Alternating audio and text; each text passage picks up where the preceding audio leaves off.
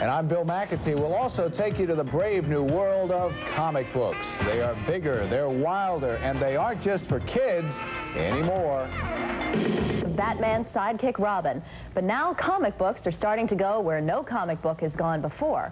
Comics have been released from the bonds of juvenile writing and one-dimensional superheroes.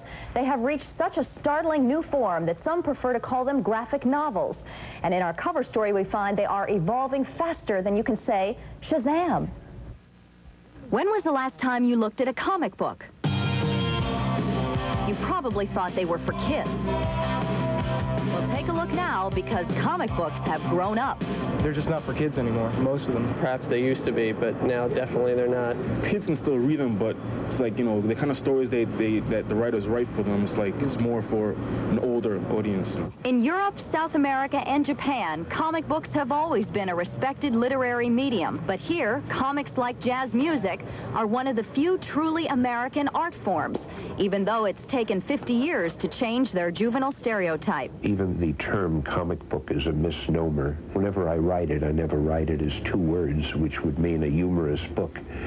But it's one word, it's a comic book, which really means an illustrated story. The new genre is typified by more reality than fantasy. Costumed heroes now live in real cities and battle personal problems as well as villains. You can relate to the character now, whereas years ago, like you said, they were goody-good two-shoes, and they always come up on the right side, and they never got hurt, and their costume never got dirty.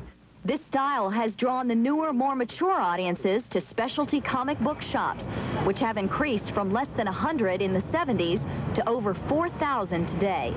But will this new style bring back censorship like comics suffered through in the 50s? Comic books are an important contributing factor in many cases of juvenile delinquency. We always have to be aware that we're catering now to a very broad spectrum of readers, and we have to be very careful about what goes on each page.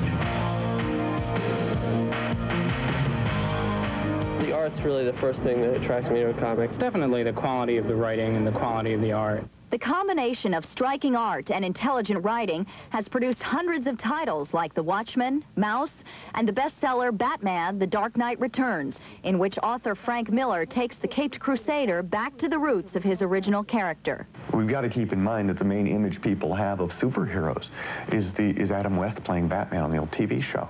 That's what had to be overcome. But the idea itself is valuable.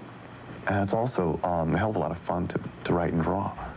In the 50 years since Superman and Batman first appeared, heralding the age of comic books as we know them now, comics have come a long way. Retail sales have now grown to $350 million, and that's up from less than $200 million just 4 years ago.